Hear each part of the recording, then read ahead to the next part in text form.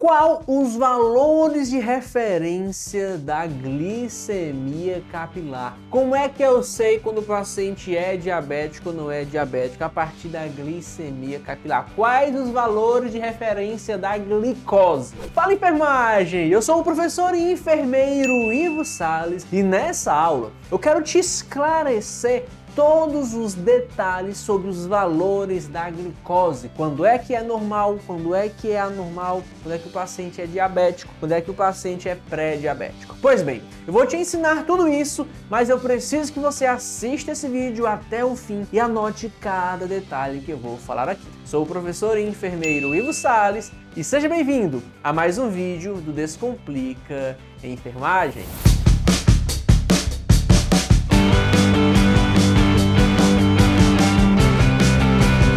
Para começar logo o nosso vídeo com chave de ouro, já vou pedir para você clicar no botão de gostei, clica no botão de gostei, você não tem escolha, clica no gostei, inscreva-se no canal. Quando você clica no gostei, você ajuda muito a família Descomplica Enfermagem. Eu entendo que os vídeos estão ajudando e transformando vidas, é muito importante para mim, eu fico muito feliz. Beleza? Agora vamos lá, vamos falar sobre os valores de referência da glicemia. O que a gente precisa entender? Esses valores, os valores de referência, vão dizer se essa glicemia está normal, vão dizer se o paciente está com pré-diabetes e vão dizer também se esse paciente está ou não com diabetes. E são esses três valores, são esses três resultados que eu vou ter a partir de um exame de glicemia capilar. Ele é diabético, não é diabético ou está na pré-diabetes, que é uma condição na qual tem uma grande chance de evoluir para diabetes, mas eu consigo reverter ainda, alterando o estilo de vida desse paciente. Pois bem, é isso que a gente vai saber aqui. E eu classifico isso através de quais exames? 4 exames,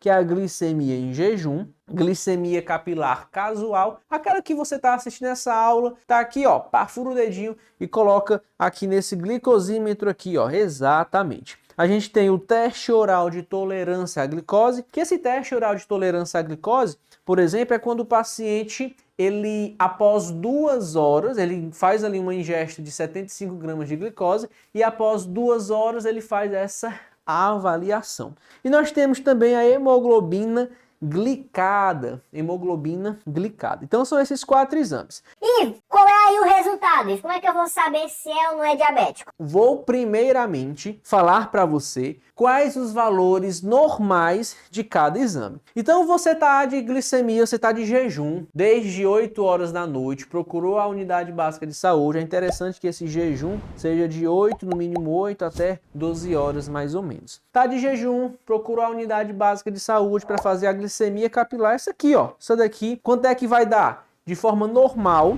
tem que dar menor do que 100. O teste oral de tolerância à glicose, o teste da garapa, de forma normal, ou seja, depois de 2 horas de você ter tido ali a ingesta da glicose, o resultado tem que estar menor do que 140. E a hemoglobina glicada, o ideal é que seja menor do que 5,7%. Se os seus resultados estiverem dando esses aqui para baixo, tiver esses ou menor do que esse, está tudo normal. Quando é que o paciente vai ser diabético? Preste atenção. Se a glicemia em jejum for entre 100 e 126, esse paciente é um pré-diabético. A gente classifica ele como pré-diabético. Se esse paciente está lá no teste oral de tolerância à glicose e deu 140 até 200, a gente classifica como pré-diabético. Tá lá a hemoglobina glicada. Essa hemoglobina glicada deu entre 5,7 e 6,5, a gente também classifica esse paciente como um pré-diabético. Pegou aí?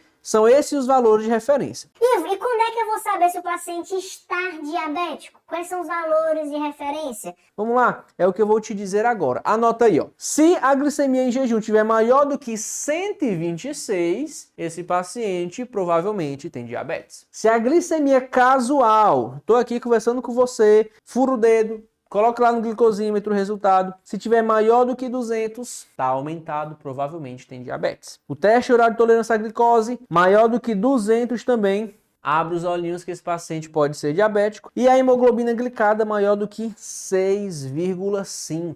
E vale aqui destacar, turma, que você pode ter como referência outros valores. Esses dados aqui eu peguei da Sociedade Brasileira de Diabetes, que foi publicado no ano de 2022. Então, essa é a minha referência, Sociedade Brasileira de Diabetes. Pode ser que no manual de atenção básica tenha alguma mudança aí de um valor ou outro, mas coisa pouca. De uma forma geral, são esses os valores de referência. E cabe um destaque aqui. Se você não é profissional da área da saúde e está com glicemia alterada, procure agora sua unidade básica de saúde, procure uma atenção de um enfermeiro, de um médico ou de um endocrinologista para cuidar de você, tá bom? Esse vídeo aqui, ele é para profissionais da área da saúde, por isso que a gente fala aqui alguns termos técnicos. Então, turma, tira um print aqui e não esquece. Quando é que a glicemia em jejum vai estar normal? 100. Pré-diabético, 100 a 126 e vai ser diabético em 126. Quando é que esse paciente vai ter diabetes com glicemia casual? Maior do que 200. E o teste oral de tolerância à glicose? 140 para baixo está normal, 140 a 200 ele está como um pré-diabético, maior do que 200 ele é um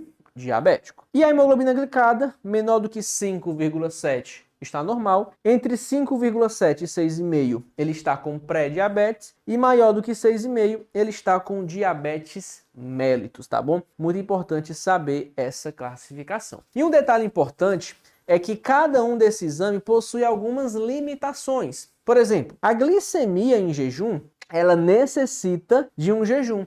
E isso, de certa forma, é um pouco laborioso para o paciente. E o fato dele ter se alimentado bem, por exemplo, nas últimas semanas, nos últimos 5 dias, 7 dias, ele se alimentou bem ali, embora os últimos 3 meses tenha sido péssimo, a glicemia em jejum não vai detectar o passado desse paciente, vai detectar um curto prazo. Por isso tem uma menor taxa de reprodutividade quando comparado com a hemoglobina glicada. Porque a hemoglobina glicada ela vai mensurar ali os últimos 3 meses. A glicemia em jejum não. Ela mensura ali as últimas horas, tá bom? O teste oral de tolerância à glicose, ele é bastante desconfortável, consome muito tempo, porque eu faço uma leitura em jejum, dou uma garapa, famoso teste da garapa, 75 miligramas de glicose, e depois espero 2 horas para mensurar novamente. Então assim, é um pouco trabalhoso. E por fim, a hemoglobina glicada ela tem um custo maior, porque é coleta de sangue desse paciente e não leva em conta a variabilidade individual no fenômeno da glicação proteica.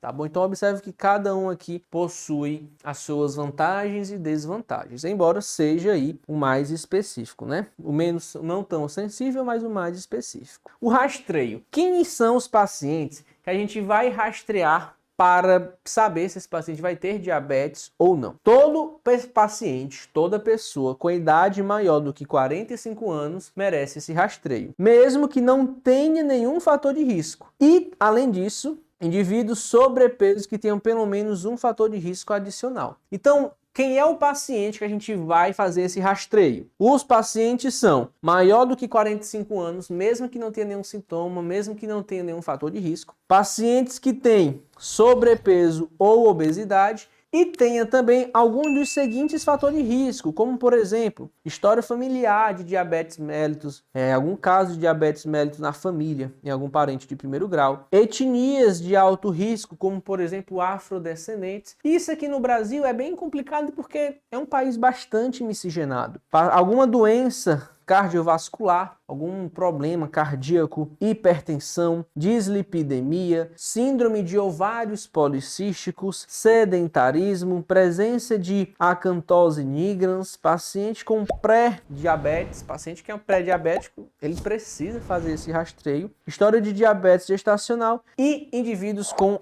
HIV. Esses são os valores de referência da diabetes. Ei, quero saber de você, consegui te ajudar nesse vídeo? Foi rápido? Foi específico, direto porque você precisa saber? E aí? Então, eu espero ter te ajudado nessa aula, espero ter contribuído para a tua formação acadêmica. E se você gostou desse vídeo, aqui embaixo agora no YouTube, tem a opção do Valeu. Você pode fazer uma doação e patrocinar, ser um patrocinador do Descomplica Enfermagem. Um patrocínio simbólico de 2, 5, 10 reais, que ajuda a gente, incentiva a gente a investir em toda essa infraestrutura, toda essa qualidade audiovisual que a gente entrega para vocês.